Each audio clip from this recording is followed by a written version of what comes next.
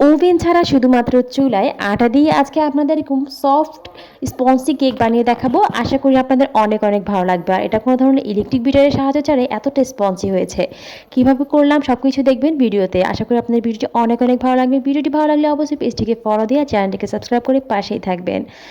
আসসালামু আলাইকুম everyone, welcome করছি নিউজ কিচেন অ্যান্ড ব্লগে। এই তো আজকে আপনাদের সাথে যে কেকটির রেসিপিটি শেয়ার করব, শুধুমাত্র 2টা ডিম দিয়ে সেটি বানাবো। অ্যাট ফার্স্ট আমি ব্লেন্ডারের মধ্যে 2টা ডিম দিয়ে দিচ্ছি। তারপর কাপ দিয়ে মেপে দেখাচ্ছি হাফ কাপ পরিমাণ চিনি দিয়েছি আমি এর মধ্যে। তারপর এর মধ্যে দিয়ে দিয়েছি হাফ কাপ পরিমাণ সাদা তেল, রান্নার যে তেলটা সেটা। তারপর এটাকে খুব ভালো করে ব্লেন্ড করে নিয়েছি, তখন কত সুন্দর ক্রিমি একটা ভাব চলে এসেছে।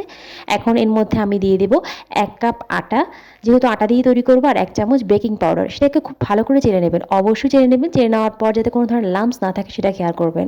এখানে 2 টেবিল চামচের মতো গুঁড়ো দুধ দিয়ে দিয়েছি, দারুণ একটা ফ্লেভার আসবে। আর এখানে আমি আরও দারুণ ফ্লেভারের জন্য কিছুটা পরিমাণ কমলার খোসা আমি এখানে ব্লেন্ড করে দিয়েছি, আর কিছুটা পরিমাণ লেবুর খোসা দিয়েছি। এতে করে ডিমের যে একটা আলাদা স্মেল থাকে সেটা আর থাকবে না। খুব দারুণ হবে খেতে। এটা যদি বানিয়ে দেখেন তাহলেই বুঝতে পারবেন। এখন সবগুলো উপকরণ আমি খুব ভালো করে মিক্সড করে নিচ্ছি হ্যান্ড উইক্স দিয়ে। মিক্সড করে নেওয়ার পর দেখুন এরকম কনসিস্টেন্সি থাকা অবস্থায় বুঝবেন যে আপনার মিক্সড করা একদম কমপ্লিট। এখন আপনি এটাকে চুলে দেওয়ার জন্য রেডি। এখন এই তো এখানে একটা হাঁড়ি নিয়ে নিয়েছি। হাঁড়ির মধ্যে আমি কাগজ দিয়ে দিয়েছি যাতে করে সুন্দর করে একটা কালার আসে কেকের উপর। তারপর এই তো এখন আমি একটা টিফিন বাটির মধ্যে কাজটা করেছি।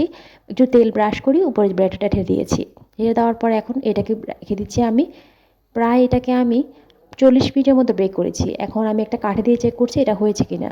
যখন দেখছি পুরোটা কাঠি একদম ক্লিন এসছে, তাহলে বুঝতে পারবো যে আমার কেকটা হয়ে গেছে। এখন কেকটাকে আমি নামিয়ে নেব।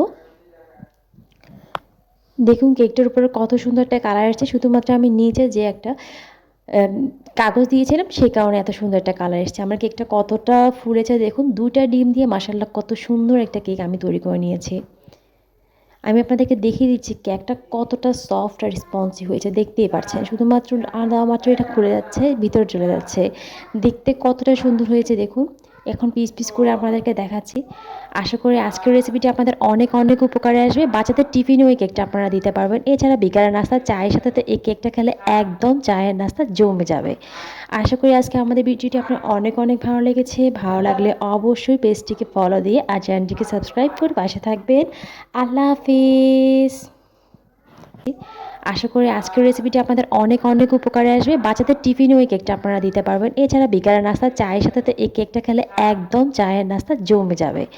আশা করি আজকে আমাদের ভিডিওটি আপনার অনেক অনেক ভালো লেগেছে। ভালো লাগলে অবশ্যই পেজটিকে ফলো দিয়ে আর চ্যানেলটিকে সাবস্ক্রাইব করে পাশে থাকবেন। আল্লাহ হাফিজ।